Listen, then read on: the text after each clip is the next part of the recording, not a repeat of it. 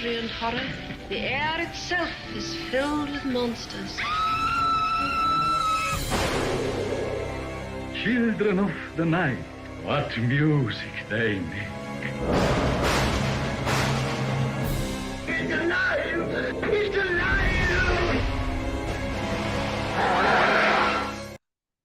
Well, hello, all you monster fiends, and thank you for joining us for another deep dive, factoid-filled episode exploring Hollywood's most famous monsters. I am your mistress of ceremonies, Sam, and I am joined, as always, by Dan from Bleed and Marvelous. Say hello, Dan. Either put that gun down or kiss your ass goodbye, boy. Hiya! Boy! Boy. Oh. Hi, everyone. Welcome to a new episode of the Monsters Up North podcast. You're definitely still doing it, mind. Keeping me on my toes. Yes.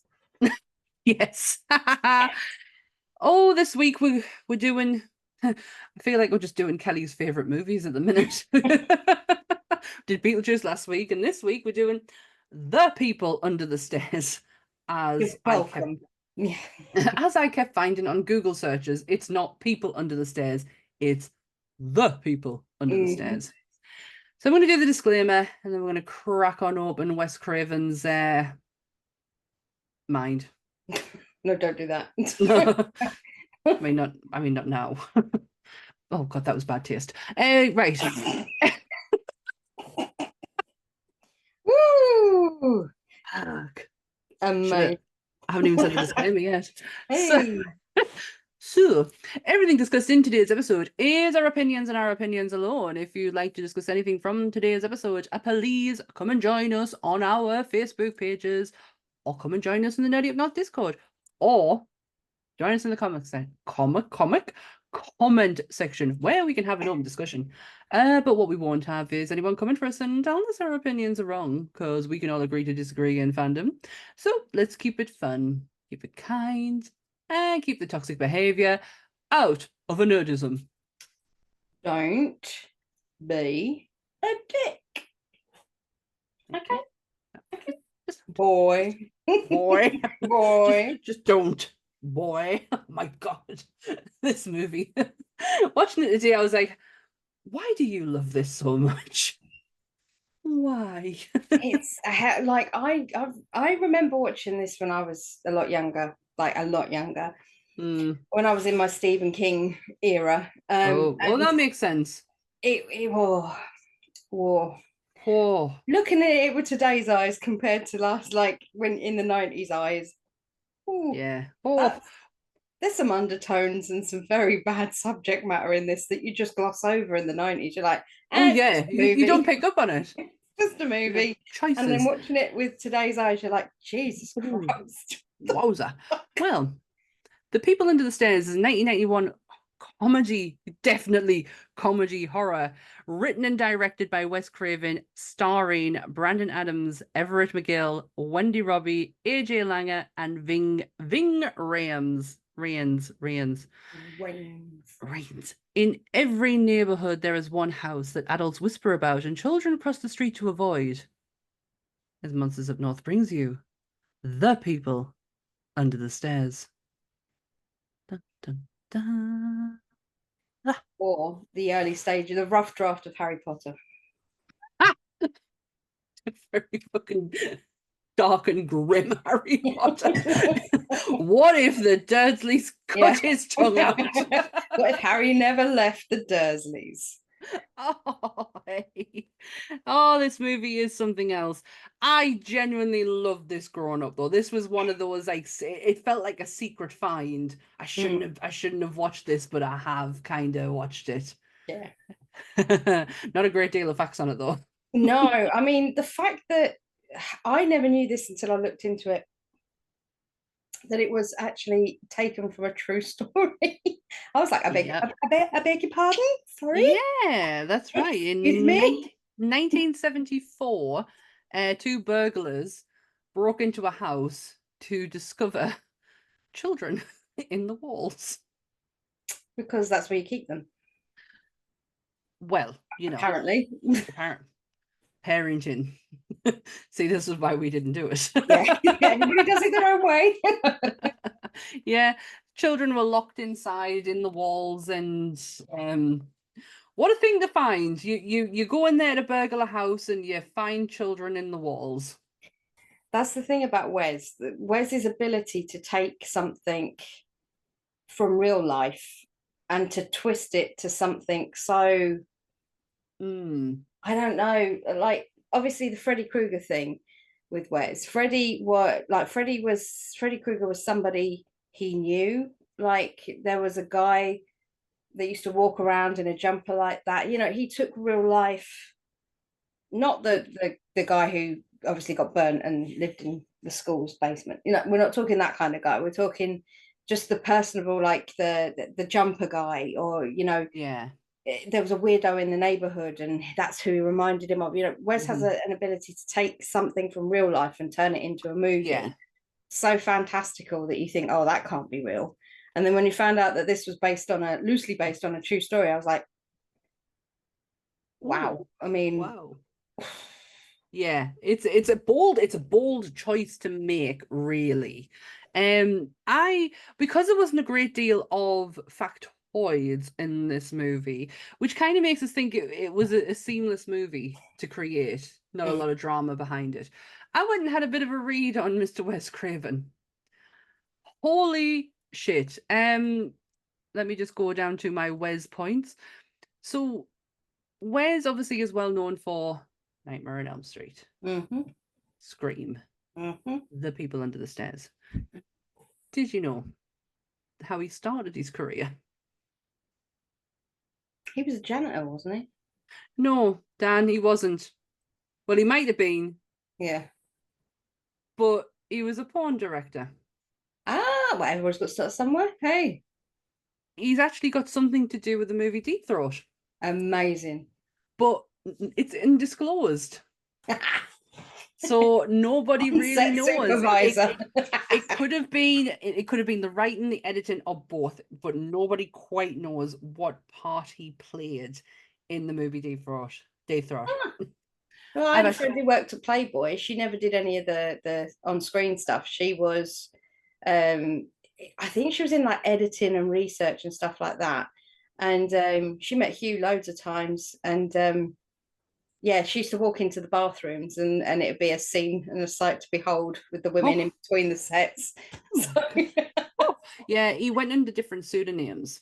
Yeah. So you don't know what movies Wes has actually worked on, but that's how he started his career. Awesome. I always loved Deep Throat obviously was a thing of its time. Like it went into the cinemas and everything. Linda Lovelace, wasn't it? That one. Yeah. And I watched the Linda Lovelace film. I watched Deep Throat, and then I watched the documentary. I went down a whole fucking rabbit hole on this one. And what really made me laugh my arse off was it was like in the 70s, and these camera crews were outside of cinemas during the day, and it was little old ladies leaving the cinema after seeing Deep Throat, and it's like, have you just watched that film? And they're like, well, what else am I going to do on a Wednesday afternoon? Loved it. I was like, yes, that's class. I love the fact that it that was a target audience. Amazing. Hey, wow. Yeah, no, you got to make your money somehow, and I suppose it would give you experience if he was working on set, like, you know, if it gave him, like the backs of set working, so he had a greater appreciation for, you know, everybody's got to learn somewhere, and if that's how he learned, cool. Exactly. I'm not prudish in the slightest. I thought it was really fascinating. I was like, you what, Mr. Craven? But we lost Wes in 2015. Really, really sad. Brain tumor. We'll just move on from that. That was a proper sad moment. I didn't mean to bring the room down there. Let's talk about People Under the Stairs. People Under the Stairs actually has an association with Twister. Yes, yeah. There's a meta association as well, but the ride at Universal Studios weren't allowed to show The Shining. Yeah. weren't allowed to show The Shining, so instead showed the people under the stairs, which I don't believe is the case for the one in Florida. I think they've don't. gone now. Oh, they've definitely gone now because it's Yeah. the Jimmy Fallon fucking ride now. It used to be the one in Florida, I think, wasn't it like what is now the Fast and Furious or something as well? Like I get confused. No, it's Jimmy Fallon Experience. Oh, that piece of dog. Yeah, so the twist, I have such a memory when it comes down to the old opening, like I'm talking 10, 15 years of Universal Studios, where you walk in the front and you've got Terminator here, you've got the Lucy shop here, you'd have the Alfred Hitchcock Experience there, and over the road was Twister. And Hanna-Barbera right next to it. See, I didn't go to Universal for the first time, and that was in LA in 2010. That was the first time I ever went. Then I didn't go back till 2017, and that was LA again. I went 2018, 2019 to Florida. 2019 I did Florida and LA the same holiday, and then Fuck you. last year we did Florida again for Universal. But yeah, it's changed so much in so many years. I mean, obviously it just goes with the flow with whatever movie's got a big franchise at the moment, but like the thing I do like about the ability of how Wes was so capable of taking something and making it so scary. It gave you always that feeling that could this happen? Yeah. Could this like, you knew it was a true story somewhere in the mix, but you're like, no, surely that couldn't happen. That doesn't make any sense whatsoever. But yeah, the twister point. Sorry, I got waylaid there for a second. The twister point. Sean Whalen is in People Under the Stairs. He's Roach, and he is also in Twister. So it got very meta. Yeah. Oh fuck! I forgot about that. Yes. Do you know Roach was created as a non-gender specific character? And the person who auditioned for it was... I can't see it. I can't either, but it's only because of how mint Roach actually is. It was Hilary Swank, the Swank, even $1 Million Baby Swank. You know, like when we're getting into like Oscar territory Swank, I just can't. I can't see it. To me, because he didn't say a word. He just made grunts and noises and giggles all the time, and that cry. Yeah, and it was Sean's first gig anyway. He was 26 years old when he got this part, and they had to make him look a lot younger. Not that it was difficult, because he was quite a young-looking lad anyway. But yeah, he was 26 when he played Roach. Yeah, it's he's a class character, and he's such a... But see, I always, until $1 Million Baby, Hilary Swank was just a bit character. Like, she was just a bit actress. Buffy, Karate. I mean, Karate Kid. 4? Was it 3 or 4? 4. Karate Kid 4. Yeah. Yeah. But he is just like, I love him in The Thing You Do, even though he's in it for not very long. Play that song. Wes actually Idle was gonna... Hands. He's in Idle Hands. He's the policeman. You know when the policemen come in? Oh shit! Yeah, we have done an episode in Idle Hands, haven't we? Yeah, please go back and watch that episode, obviously, or listen. What we did. Oh no, stay with us. Stay with us, and if you're on YouTube, watch my cats go backwards and forwards as they run in and out this room like fucking idiots. Shortly before Wes's death, though, he was going to create it into a TV show. Oh, I heard. Sci-fi of all channels.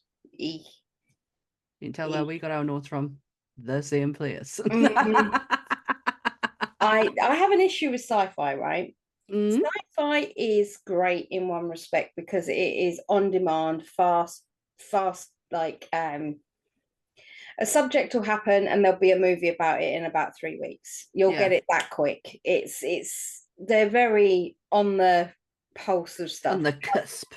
However, the quality is an issue that I have with sci-fi, because one of the most awfulest things, yet borderline greatest things to ever come out of sci-fi, was Sharknado. So wow, it's like, I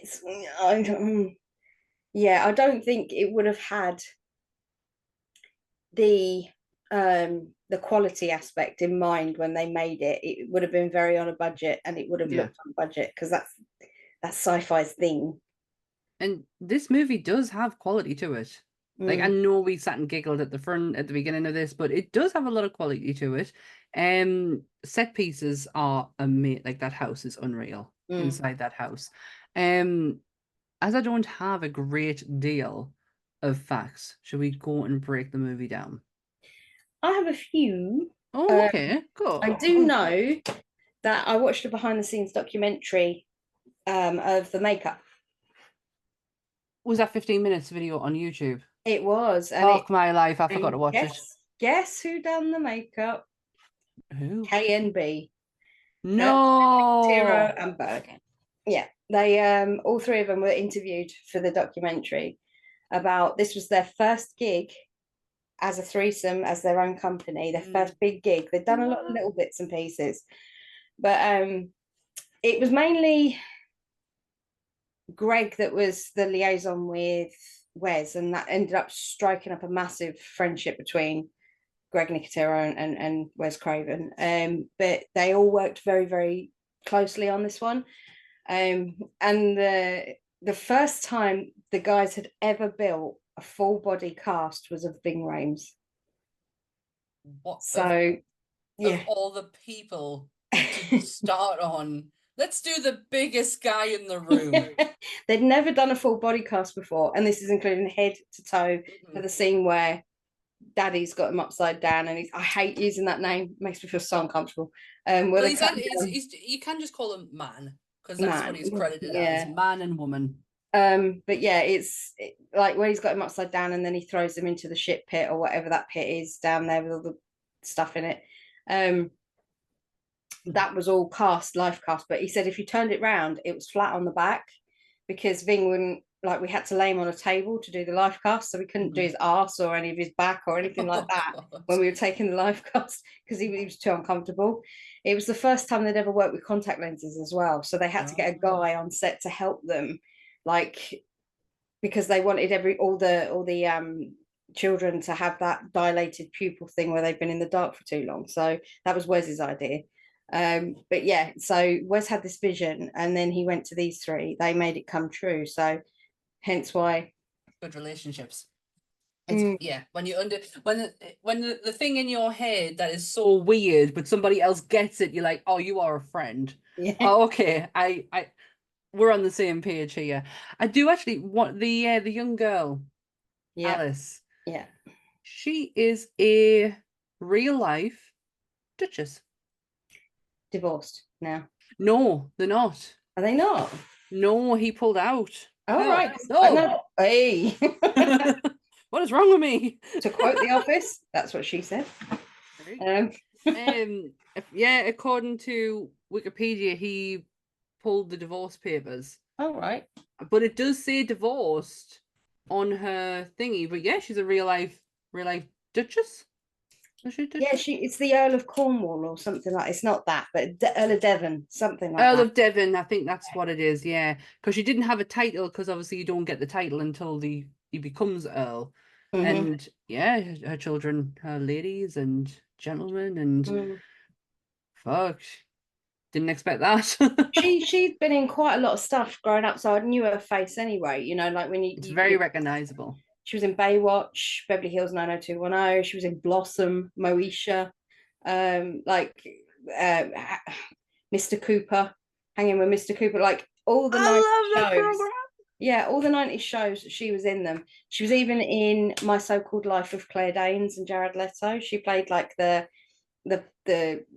rule-breaking best friend of Claire Danes.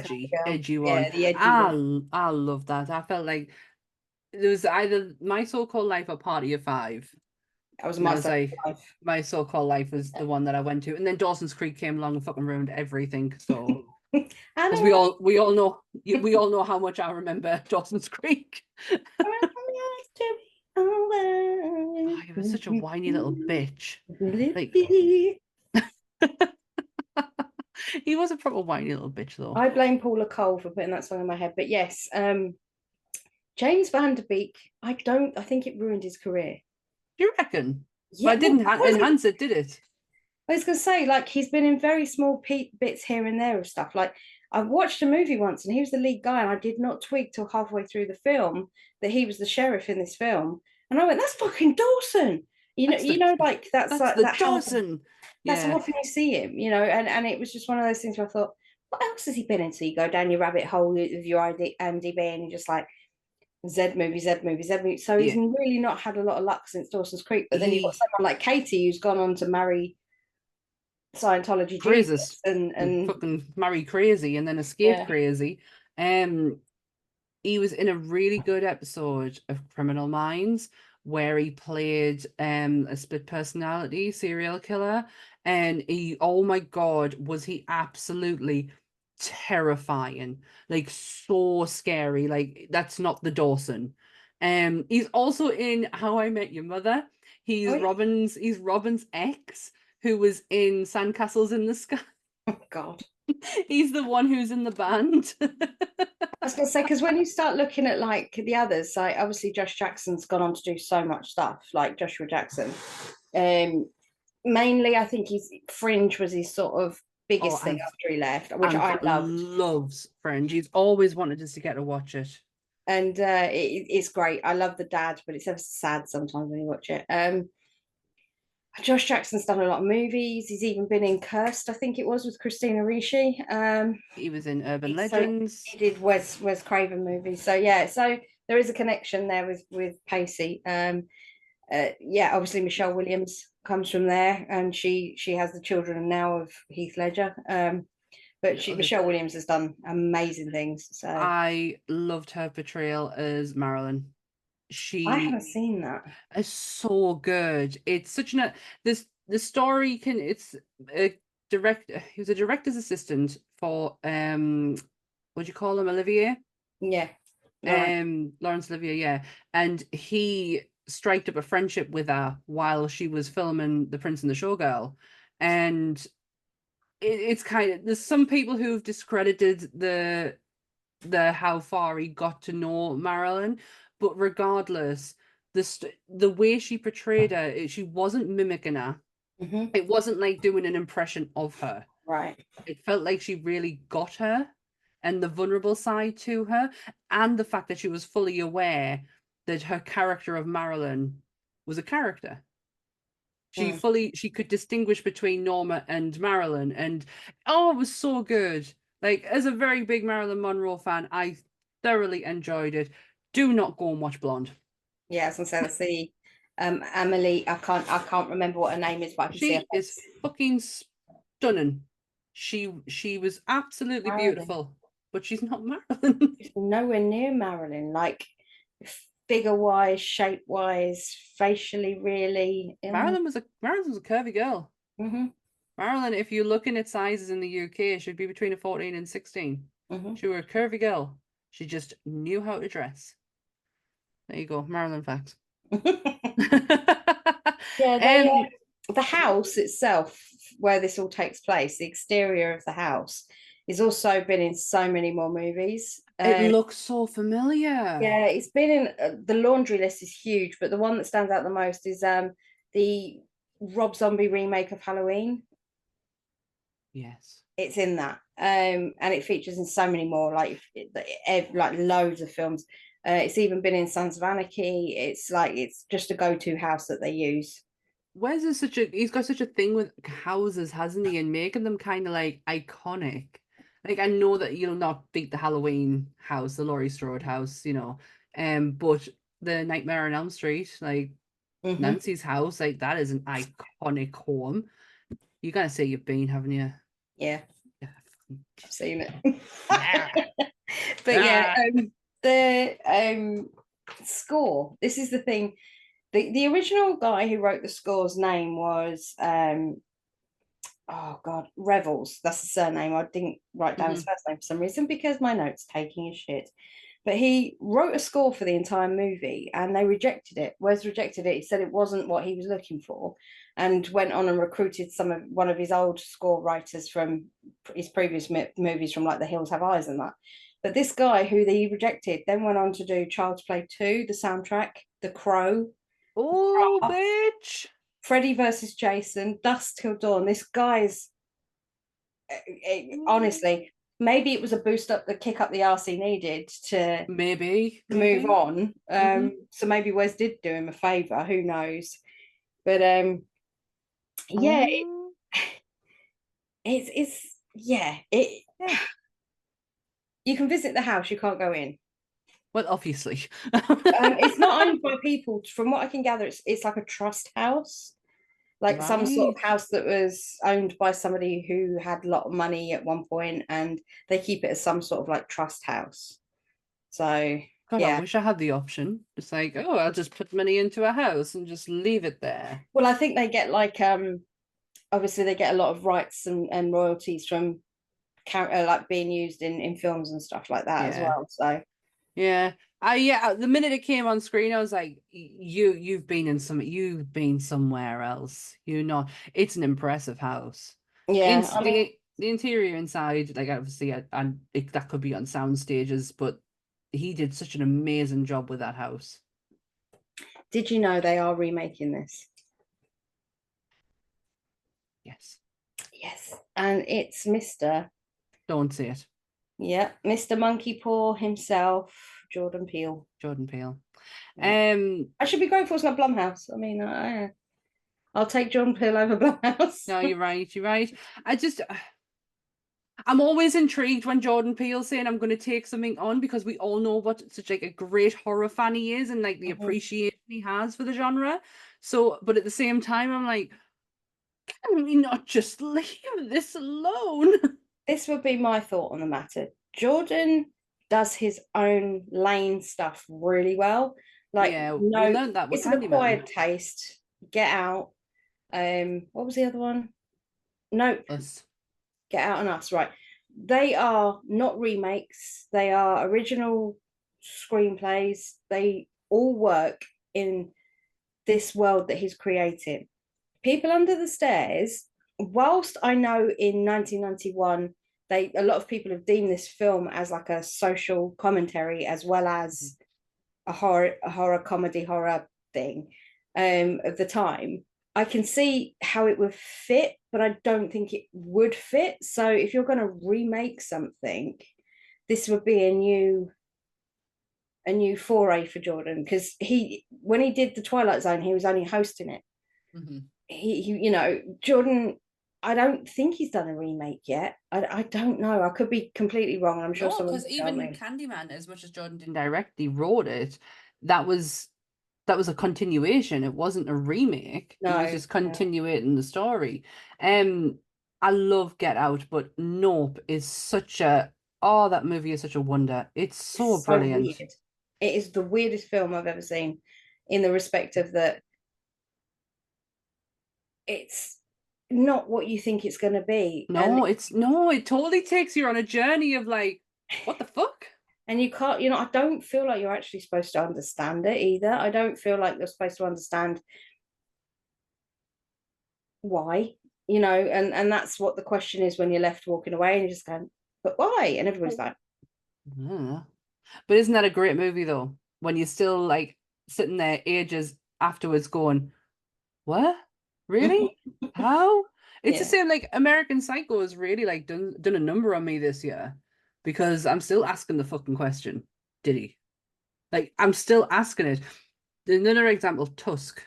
Yeah. Took a long time for me to get out of my head, why would another human being do that to another human being? Why? And that's the answer, because he can. Because he can. But that's not simple enough for up here. Because I still, I could not get that film out of my head for such a long time. And American Psycho sat longer than what it really should have. Because normally because obviously we do a lot of movies and we do a lot of research for them. And I have to get in a position where I know come Tuesday, everything from the week before has to be gone. Because I've now got to concentrate on the week going forward. And American Psycho just still there. Still sitting there, fucking rent-free in my brain. This one on the other. Watch that episode if you wish to. That's what I'm doing. I'm just planting little seeds. Planting little seeds and like, oh yeah, we did this one. I've also just realised I'm wearing a Scream t-shirt. Very nice. Didn't even put two and two together. It was just the biggest one I could find today. I've only got my little Freddy. It looks like your Beetlejuice. It Yeah, looks exactly the same as your Beetlejuice, but just in a Freddy outfit. same era, basically. Yeah. Yeah. I generally think my Crow is the same. It was unboxed, but I generally think it's the same kind of doll. Yeah, it's another pull string, this one. Yeah, so was mine. Has all the quotes on him as well. So You just kept saying, can't rain all the time. this one is the Matchbox version, which is really weird because Matchbox made cars, they didn't make toys. Yeah. They made the Freddy toy. So Oh well. The little kid who played Fool, I was a bit sad when I looked at his filmography because Adams. Yeah, I thought he was such a brilliant little actor, and I was like, he was everywhere in the 80s and 90s. Yeah, and then he just apparently he left to for family. Like I don't know whether he had responsibilities. He was bringing up a family or his own family or what. But I hope it wasn't anything to do with his talent, because my God, that he was brilliant in this.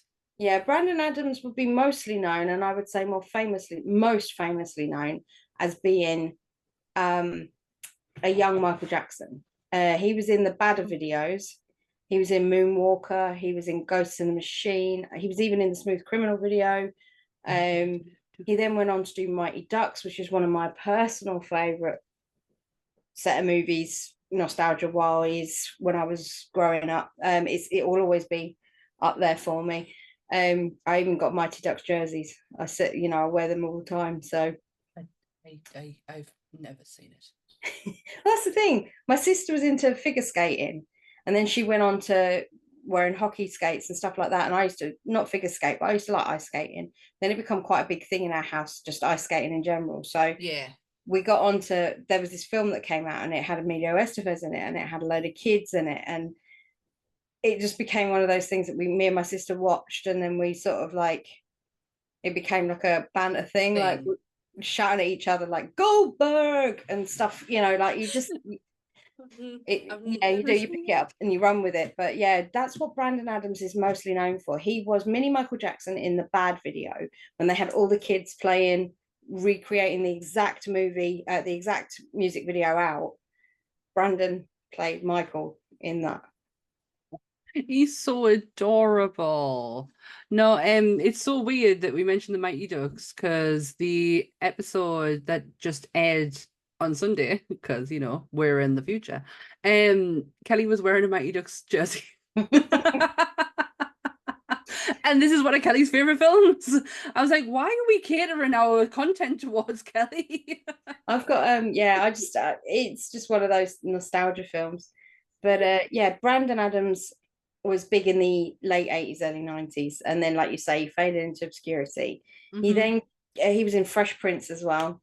Yeah, he then came back most recently in a movie called The Resort, which I feel like I've seen, but it's like it's not quite a Z, it's somewhere in the middle of the alphabets. No, that's Couples Retreat. It's like a horror film. I think it's like a horror film where they go to this island that they've been told is a resort, and I think it's full of zombies. I can't really remember. There's something like that. But so he started trying to come out and act again now. So hopefully, yeah. He was a good actor. He was his delivery was brilliant. His dialogue, he was really clear. Like, for a kid, it can be a lot to ask for them. Pinksy, will you stop? There'd be a lot to ask to do what he did. Oh no, you're not doing that. Get down. You licked us. And I've just taken Jar Jar for a fucking ride. Oh my God, everything's going wrong. Oh no, leave us alone. So should we talk about the film? Yes, let's go through the film. Is his name really Poindexter? Apparently so. Poindexter Fool. And Fool's like his nickname, yeah. Yeah, well, Fool comes from the tarot cards because his sister's really into tarot. And that's what if I had not seen the opening of this film once, I saw it a million fucking times yesterday, all in Spanish. And the Spanish voiceover for Fool, because I didn't realize it was Fool talking at the beginning, would sound like a little girl. Right. And I was like, when I watched it today, I was like, oh, it's actually Fool who's talking. You can tell how long it is since I've seen this movie. He's living in Los Angeles, the ghetto, not in the nicest of places. With him, his mom's sick. Yeah. Sick mom and sister who's got kids. And she just keeps saying, my sister's got kids. And the thing that I was confused at, who was Ving Rhames and where did he come from? Fuck knows, he just appears. Mm-hmm. Is it the boyfriend? Is it just a friend of the family? He's literally sitting in the chair and Phil goes from, who are you? I was like, it just went out to get his mum's medication, comes back and there's this random dude sat in his front room and he's like, Dressed in the most colourful attire, mind. yes, very, very chic. I liked it. I liked it. In the 90s, that was kind of a huge thing that they were embracing their like African heritage and things like that. So there was a lot of like, if you go back and watch Sister Act 2, some of the kids in that wear a lot of African They prints. do, yeah. Absolutely so... not, kid. So yeah, that was it was big in the early 90s to wear that sort of stuff. I mean, if I remember, even Salt and Pepper were wearing very sort of similar stuff at one point as well. So wanted to be them. Got it up one time. Ooh. Yeah. I so wanted to be Salt and Pepper. I wanted the big clock necklace. And then Flavor Flav came out and ruined that.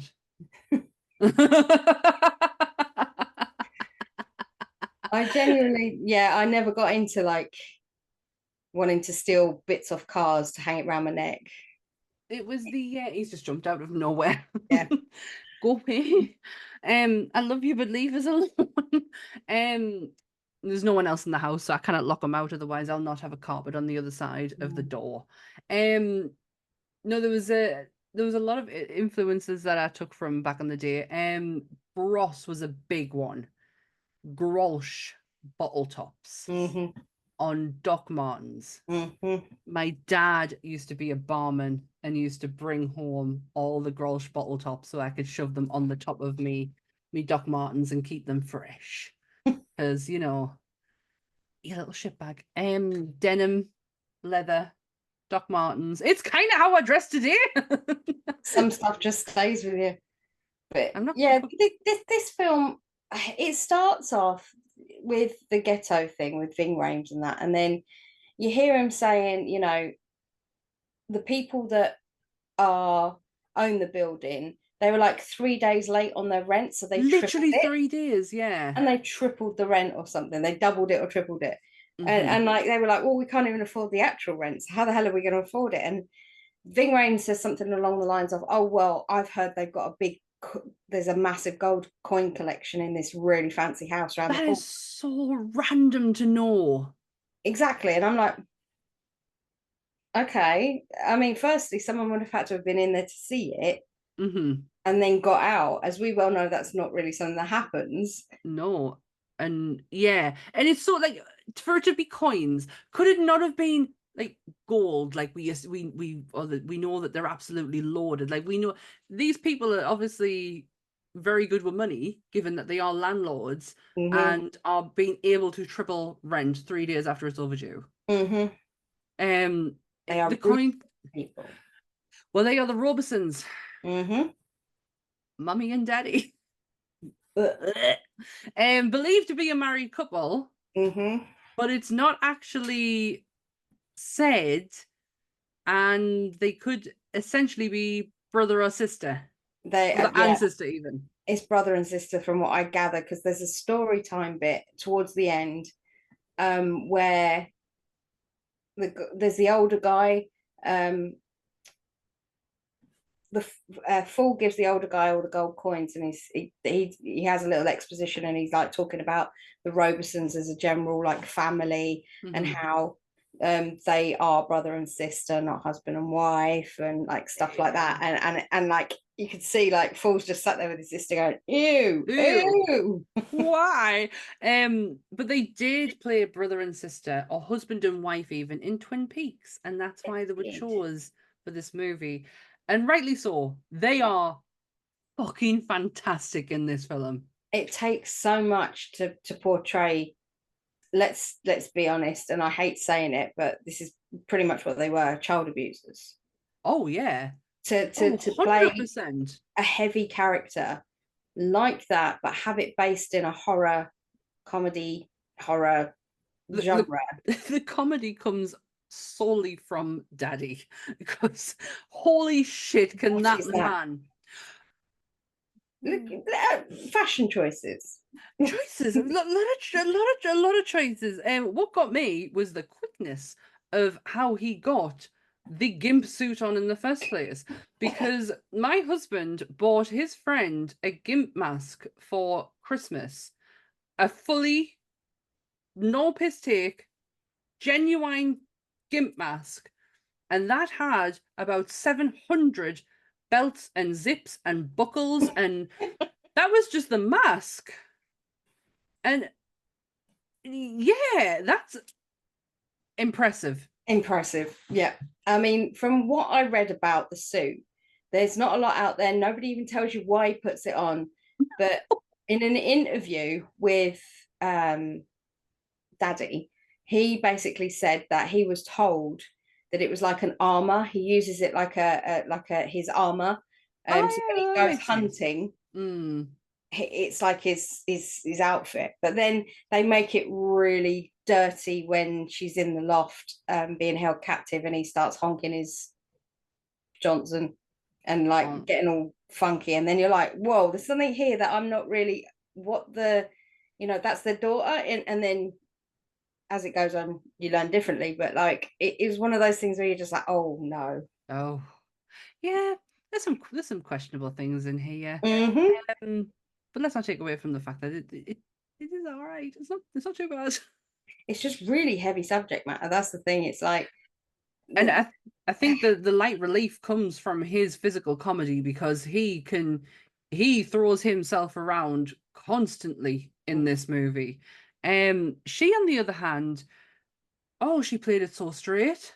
Yeah, she there's not much like back history with her really in acting, because she was a marathon runner, and she was an English literature teacher. Literary teacher. Can't speak. So that was her previous experience, was when you go to Daddy was like he was in June. Yes, he was.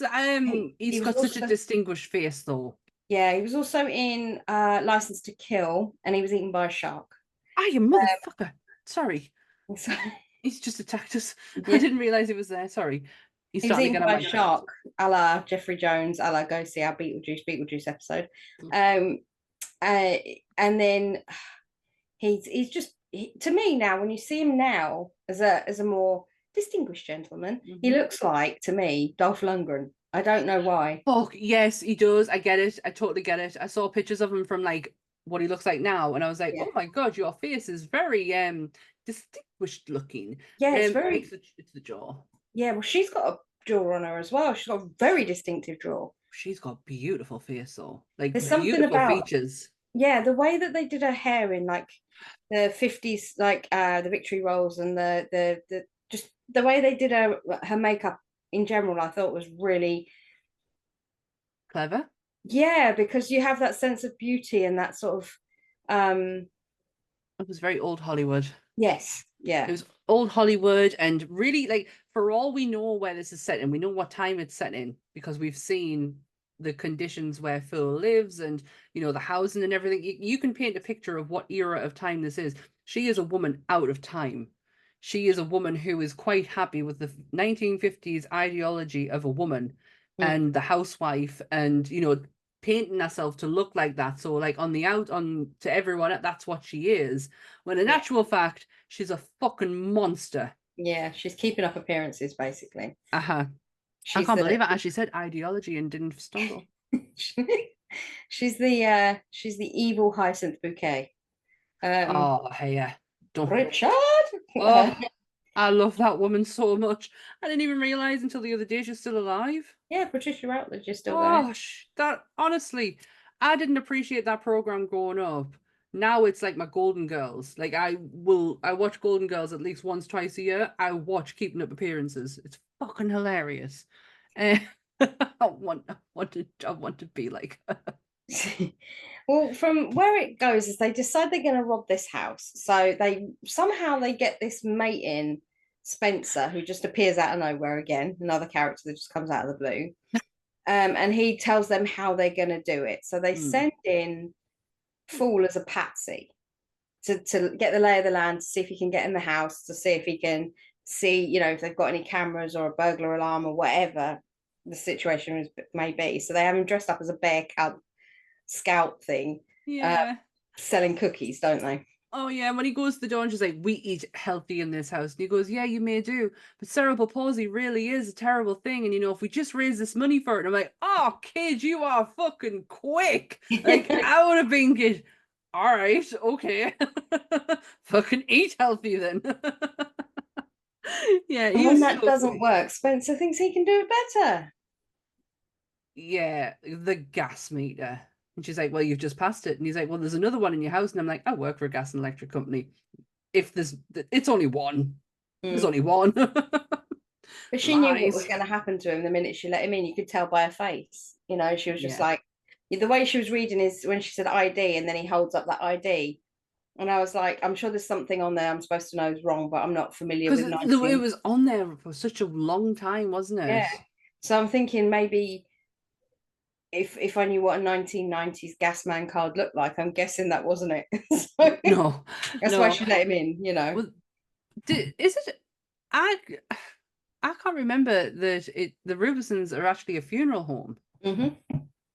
But I couldn't see that.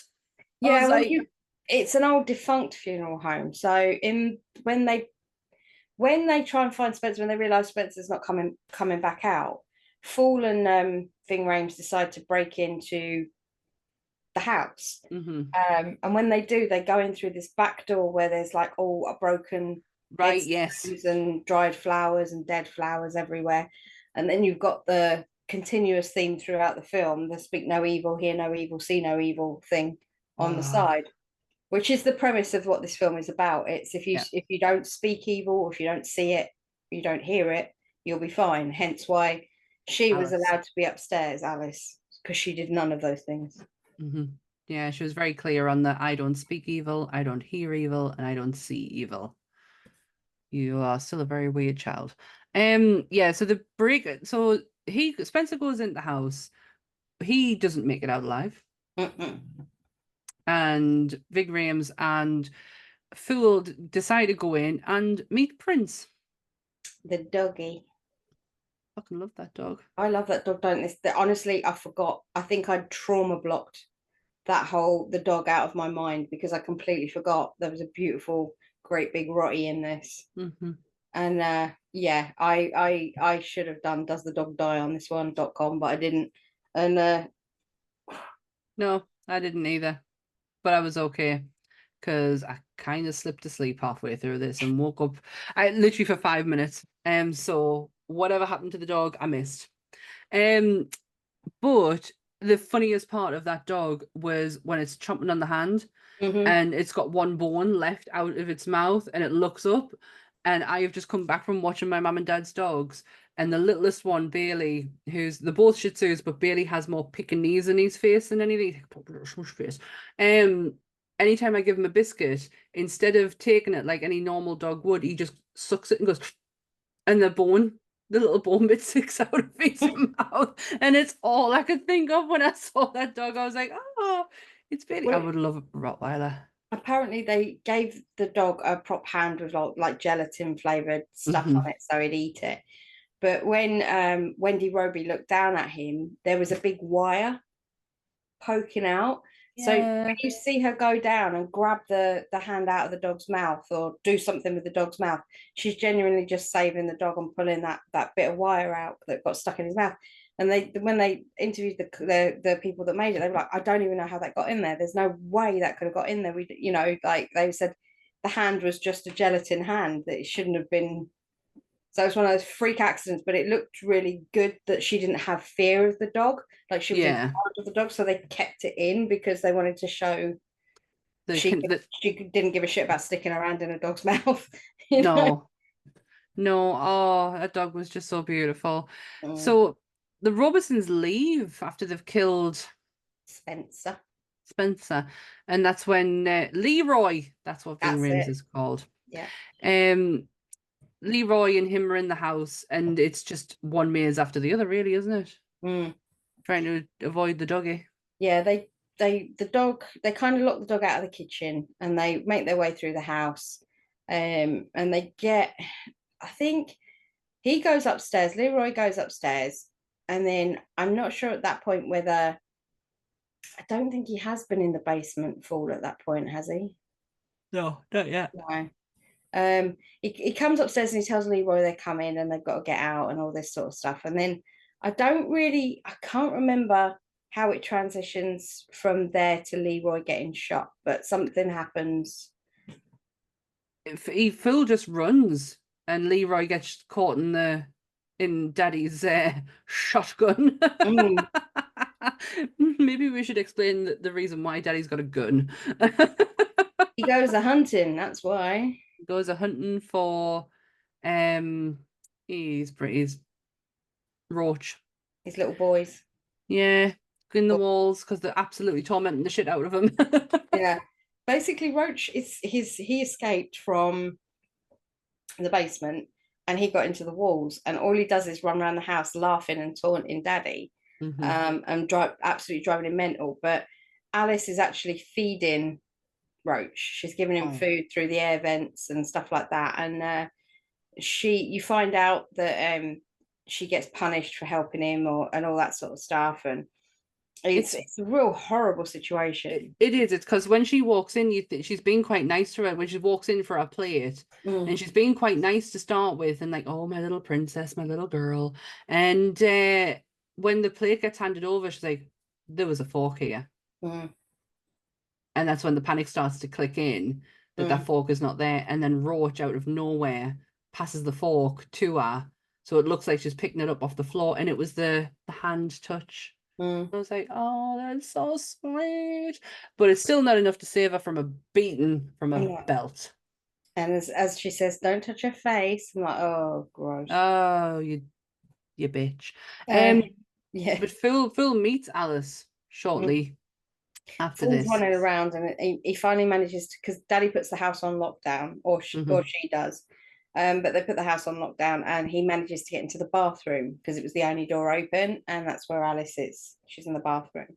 And this is where Alice explains Roach and explains the children and how they've degenerated into cannibalistic ways.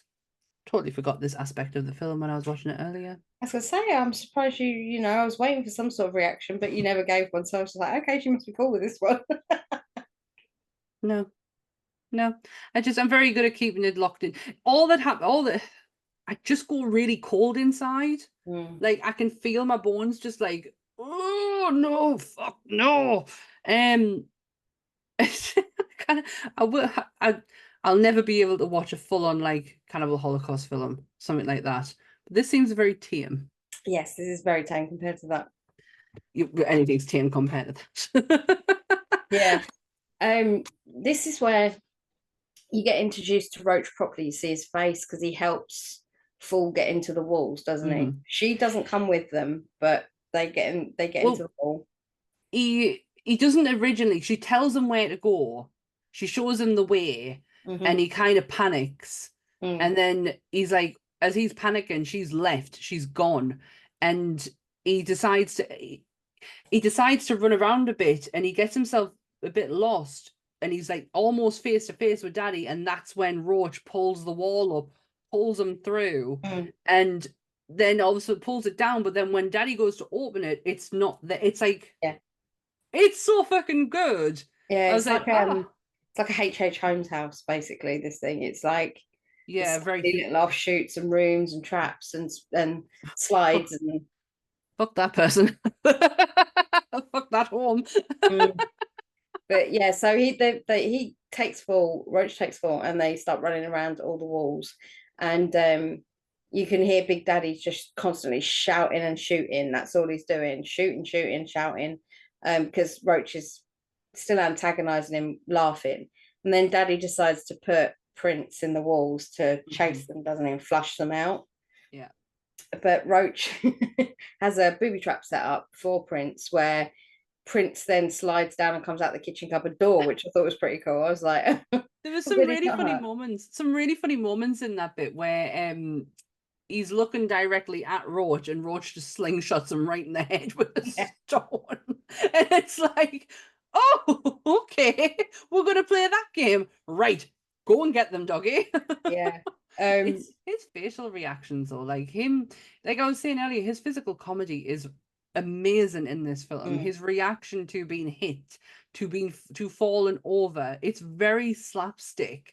And I'm guessing he smashed him on the head with the top of the toilet as well at some point, hasn't he? And it's so Marx Brothers kind of comedy. It's like I appreciate it because it does take you away from the elements of, oh, this is pretty grim. Like, if you really are looking into the nooks and cranny of this film, it's fucking grim. So I appreciated the slapstick comedy from him. Yeah, I can't remember how it happened. I think it's they get out of the vent in Alice's room, don't they? Roach, Alice, and Fall. And then Mummy and Daddy come in, and Roach gets back in the wall, and that's how they capture Fall and put him downstairs in the basement. That's right. And he this is where he tricks Daddy into stabbing Prince. Well, there's the bit where he's introduced to them first, isn't he? So he's introduced to all the children. That's right. And how the booby trap's set up with the stairs. So it's stairs 1 minute, slide the next, And then he literally throws Fall in the pen with all the children after he's just seen Spencer, face down. And a couple of the children have been chewing Spencer's hand off. And I presume that's the hand that they feed to Prince upstairs as well. I assume that it is. Otherwise, who else is there? Yeah, and then they chuck where he's trying to hide, isn't he? Yeah. And then he chucks him into the pen with the kids. None of them they're all just surrounding him. They're not doing anything. And then somehow he gets out of there, because I think Roach gets him out, doesn't he? So Roach comes and saves him again. But yeah, it's bizarre because they use the dog as a human shield at one point, and then he thinks he's stabbed the kid. He thinks he stabbed Fall, but he hasn't. He stabbed Prince.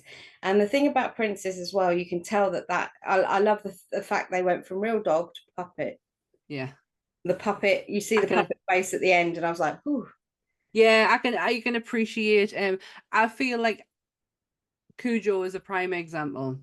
So I've never been able to watch Cujo because the idea of a Saint Bernard just losing its shit and then the inevitability is that dog's got to die, and my heart just can't take that. But because I've seen so many pictures behind the scenes where it's actually not a dog, it's a person behind the like in a costume, I'm like, oh, that's all I can. Okay, I can remember that and just go in and I'll be fine. So I do appreciate when they don't make it look so real. It was like that when we watched Reanimator.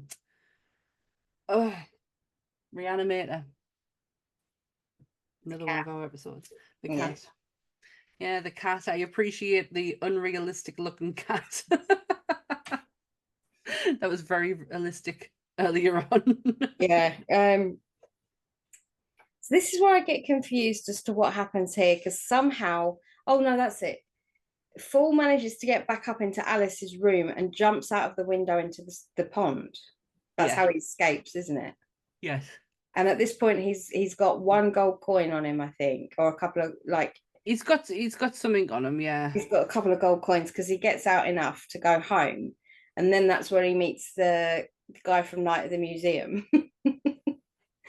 You've got the 3 guys. You've got Mickey Rooney, you've got Dick Van Dyke, and then you've got the other guy. See, I know him as Del Paxton from That Thing You Do. It's him. He's the guy who then you get the exposition about Mummy and Daddy being brothers and sisters and how they've been basically they've been landlords for years, and every time they run buildings down, they chase out the tenants to then demolish them and build office blocks, basically. And so you get the exposition about that, and then it cuts, like, you don't even, from what I remember, you don't hear Fool saying he's going to go back and rescue Alice or anything. No. That he's just there. All of a sudden, he gets, like, the police have come knocking, and she's managed to put them off and get them gone. And because I think they must have called the police to say about how Alice is being held captive and all that sort of thing. And then they fake the police to say, oh no, she died a while back. She's not really, it's really sad. She's gone. I don't know why anyone would play this kind of sick joke on you or on us or anything like that. And the policeman believes them. So yeah, because when he leaves there, he actually has enough. I'm just reading my notes. He has enough gold to actually pay off everything, like mum's surgery, 10 worth of rent, and that's when he finds out about it. Was they come from a long line of inbred family members who built their fortune by running a funeral home, selling cheap coffins for expensive prices. That was it. Yeah. It's not do you know what though? It's not a story within the funeral industry that has not been done so many funerals. Funerals are the way that they are is because of American culture and the fact that money can be made out of it. They from that point he manages to sneak back in the house through the kitchen cupboard somehow, and I don't know how he got in there through that, to go and liberate Alice. But what's happened in that time since he escaped and came back, Big Daddy drained the pool, filled it with glass and rocks, so he can't jump out of the window again to escape. Yeah, and this is where it's revealed that Alice is actually not their child. She was actually stolen. What? All right. So the other sorry, I totally missed the point, the bit where the kids, where they came from, but they're in exactly the same position as Alice. It's just she turned out to be a good one. Yeah, or someone who followed the rules. She followed the rules, which was hear no, speak no, see no. And all the others either spoke up, heard something they shouldn't have heard, or saw something they shouldn't have seen. And hence why they all ended up down in the basement. And that's hence why Roach had his tongue cut out, because he spoke. That image. This is how good the makeup is in this. No. It's so good though. But what I really liked is obviously the contact lenses with the eyes and what you mentioned earlier. But it was the skin tone, because they wouldn't have been like they would have been so grey. So I love the makeup in this. My only issue was they made them slightly Neanderthal looking, which I didn't think was needed, because at the end of the day they weren't like, it could have made it more feral children as opposed to, I get what you mean. I don't know why they were mutating into sort of cavemen. That was a bit, I was like, that was a choice. But yeah, the color of the skin, the greeny, browny kind of, yeah, and the dilated dilated eyes was pretty cool. Then I think somehow he gets down into the daddy throws him down into the pit again, doesn't he? And he thinks they're all going to eat him, and they're not. They're all showing him about like the big safe. Yeah, they led him to the big safe, don't they? Yeah, because Roach has obviously filled them. Well, it's in his whatever his way is, that Phil's a good guy. He's okay. Mummy finds out about Alice, and basically starts to go fucking. I love the scene with her at the end. That just showed it, just the unraveling, like a hair coming to pieces and a makeup smeared, and like that perfection that she's created for herself is all just disappearing away. And she's running towards her with a knife, screaming like a banshee. Yeah. She's just got such a striking face. Like, her features are fucking phenomenal. So is this? So yeah, you find Daddy's in the vault. Well, it's the coins in the candle wax. It's weird, isn't it? Yeah. Yes. Because he's like, you're counting coins, son. I've done it myself. I've ran the coins across my fingers. It's like, what? What are you talking about, Daddy? Just stop it. What? And then Fool points out that he kind of grows a pair and is like, hey, you do realize we're sitting on a shitload of dynamite here. And that's when he says that little opener I gave earlier, where Fool's standing there and Big Daddy's in the safe, and he's got the 2 fuse wires, like he's ready to like touch him and explode everything. And that's when he says to him, either put the gun down now or kiss your ass goodbye, boy. Boy. It's the bit where he pauses, he looks at him in the face, and then he goes, boy, like that. Well, he didn't listen to him. No, it's the bit where he as well, at this point Roach has already died, because Roach and Fool go into the furnace to hide. Yeah. And that's when he realizes that Roach has been shot, and then Roach dies really quickly, and then he tells him to go help Alice and go find Alice. So at that point, Big Daddy set fire to Roach in the furnace and tried to smoke them out of the vent system as well. So yeah, so he's about to blow up Daddy, and then he does. And well, this is all while just beforehand, Alice and the children have pretty much killed Mother. Alice stabs her in the when she takes that knife out. Oh, did I feel every bit of that knife coming out of her stomach? Oh no. Yeah, Alice stabs her in the stomach, and she's like, "I'm your mother," and it's like a proper EastEnders moment, but in reverse. Yeah. No, you ain't. Yeah. You're not Mum. I'm your mother. That's it, and it's Stacey. Yeah. Cat and Zoe, man. That's it, Cat and Zoe. I ain't watched that in years. I love old EastEnders, like when it used to be on Comedy Gold or something like that on a fucking 6 o'clock in the morning. They started it from the very beginning, and I was like, oh, EastEnders, man. The first episode, because it was Dirty Den, Arthur, and I want to say Curly, not Curly. Wow, God, what was his name? Eddie Royal. And they go into this flat, which of Mandy's, and or somebody like that, and they find her dead or something like that. And I remember that clear as day, that opening bit, but I couldn't tell you much more than that. It's crazy, isn't it? Yeah, I used to watch them. 1985. That was. I was 5 years old. So how the hell I remember it, I don't know. But I do not remember that. That was the year Anth was born. I do not remember watching, but I have watched it from the beginning, leading up to the slate is coming in. I am such a weirdo, though. I watch my soaps through TikTok.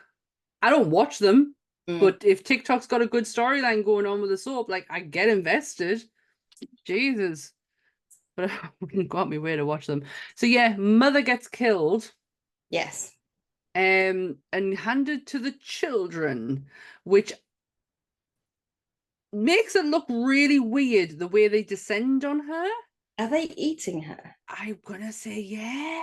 I think so. I think that was the intention, but you don't actually see it. It's the way that they all just like enclose on her, and it's not like a num num num num enclosement. Yeah. It's just a engulfing of her, and she's gone. So again, I appreciate that from someone who doesn't particularly want to see people getting eaten on screen. No, thank you. And this is when the place goes kaboom, because Phil's blown the place up and manages to survive. It's not a really massive explosion, but a series of boos. Yeah, I can only think it goes through like the chimney system or something. It must do. But then, although it must do though, because then all the money's coming out of the chimney. Yeah. Like someone's got a big air fan underneath it, releasing all this money to come out of the roof. You know, it's like, how the hell does it all keep coming? But it did. How much money did they have? And it was in good nick and all. It was like in good tack. Yeah, because the community that they were ripping off, that they were like, they came to the door, didn't they? They all came to the door to tell her that, you know, she needs to let Fool go or Alice go or something like that. That everybody's onto them basically. Yeah.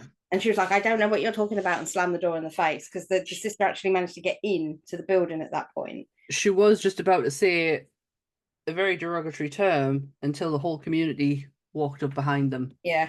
And then you're like, well, we know who you are already. We're very well aware that this is the kind of person that you are. And You're a you wouldn't think massive twice about it. racist piece of shit. Yeah. I mean, if you don't think twice about raping and beating and cutting, mutilating children, then, you know, I don't think the N word's really going to matter to them.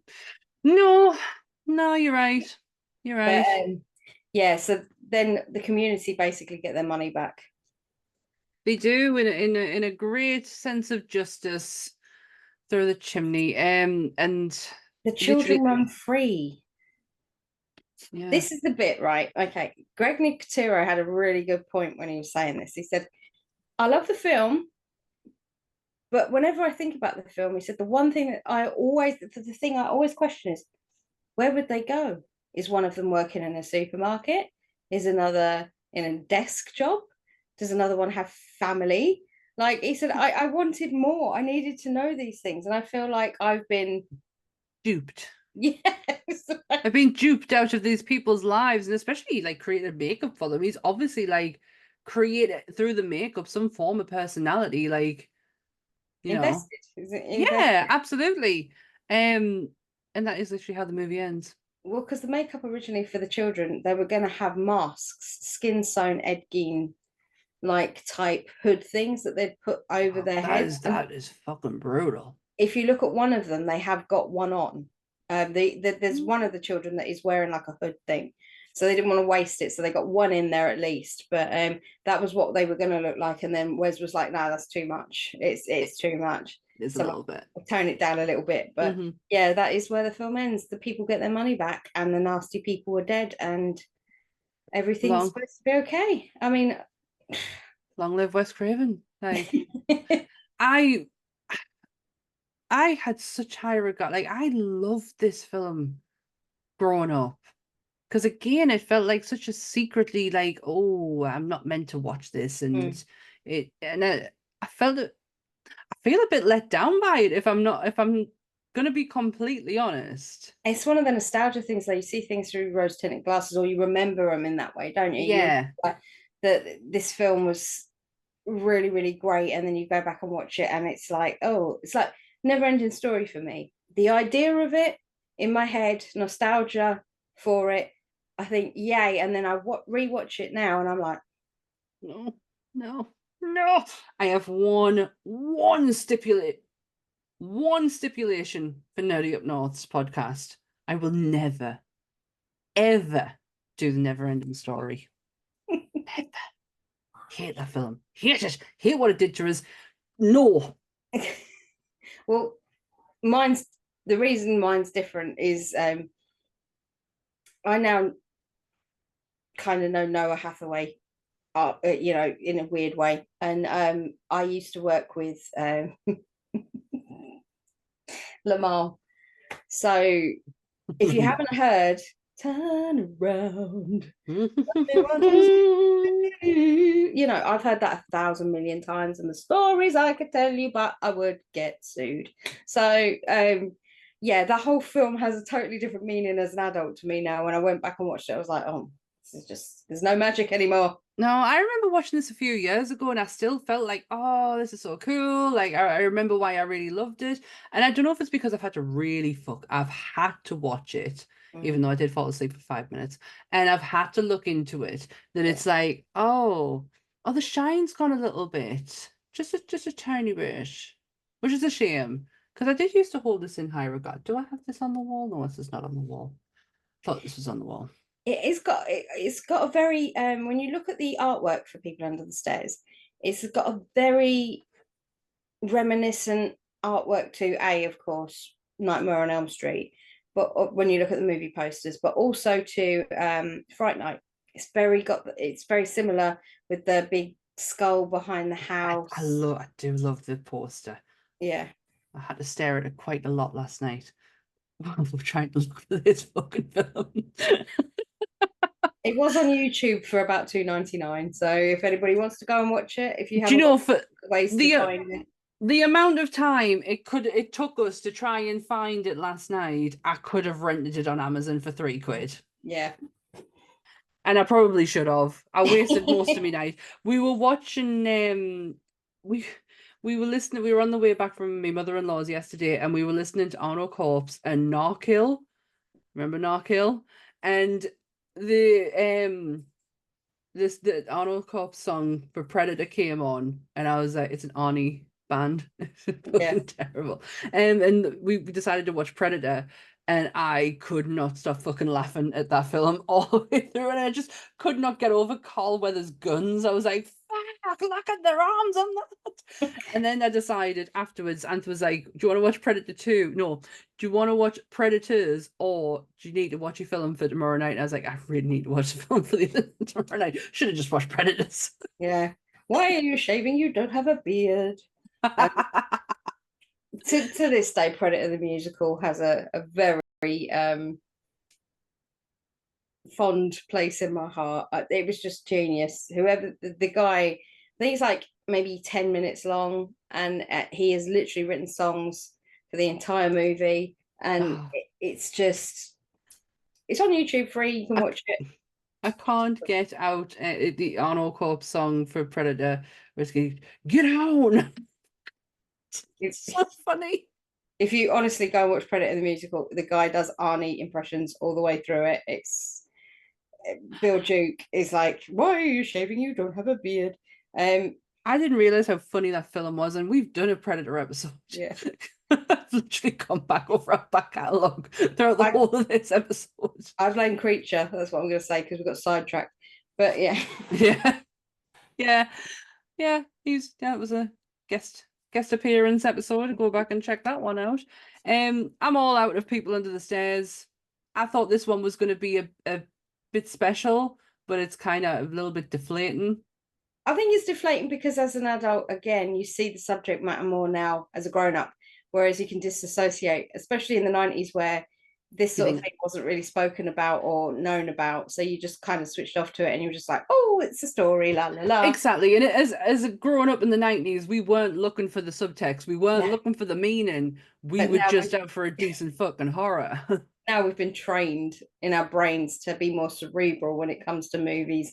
Is there more to it? So, you know, you get conditioned to look at it with today's lens, and you shouldn't do that, but you do, because you can't help it. I mean, mine are very focals, so you know. Next week gets even better. Oh, it's gonna be something. It's gonna be something for sure.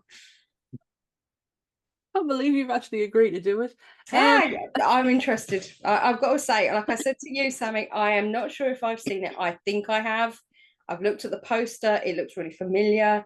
I feel like I have seen it, but until we actually sit my ass down and watch it, I don't know. So I'm intrigued. This movie is so good. It didn't even have a first. It just went straight into the second. So we are doing the classically terrible but brilliant Troll 2. The sequel. There's no sequel because there's no first. Exactly. It's so don't think that we're jumping into a franchise. This is definitely not a franchise. And yeah, this is the start. It's so fucking bad, but it's so brilliant, and it's so interesting. Like, the behind the scenes is batshit crazy enough. If you've ever seen any horror movie list of a kid standing, looking up, but almost looking at the camera going, they're gonna eat me. And then, no, they're eating each other, and then they're gonna eat me. Oh no. That's Troll 2. When you see that bit, you will literally lose your fucking mind. The joys of acting school for some children. Jesus. I would love to get into it now, but we're gonna have to wait until next week, because honestly, it's so, the behind the scenes of this is so crazy, but it does have one of the greatest lines in horror history, I think anyway. You do not piss on hospitality. Sounds fair. I don't see the problem with that point. So next week, yeah, I remember my sister saying to us, you need to watch Troll 2, and I was like, shouldn't I be watching Troll 1 first? She went, it doesn't fucking exist. So Brilliant. just fucking watch the second one. Yes, next week, Troll 2. You can see us every Monday on YouTube at 8 o'clock if you so wish to. If you don't, the audio for this episode and all other episodes associated with Nerdy Up North go up on a Tuesday. I mean, if you want to listen to any of our back catalogue, go and listen on audio. I've heard we sound pretty good. Just saying. I've never listened to us on audio. I have. It played by mistake. Well, not by mistake, but one of my podcasts finished and then it brought up Monsters. And I just listened to it because I like the beginning bit of our podcast. I love the intro to this. I think it's a stroke of genius, the intro. I absolutely love it. I love the intro. Did you not shit yourself and you're like, why am I here? Where am I? Yes, our back catalogue is on Spotify, iTunes, anywhere you get your podcast from. We are there. The links for Bleeding Marvelous, Monsters Up North, and Nerdy Up North are where, Dan? They're down there. Down there, son. Down there. Right down there. Down there. Please remember, like, share, subscribe, hit the notification bell so you don't miss an episode. Is that it? That's it. Is that it? Yeah. Oh. Okay. Well, there's nothing else left to say. Say goodbye, Dan. Bye, Dan. Stay spooky, everyone. Bye.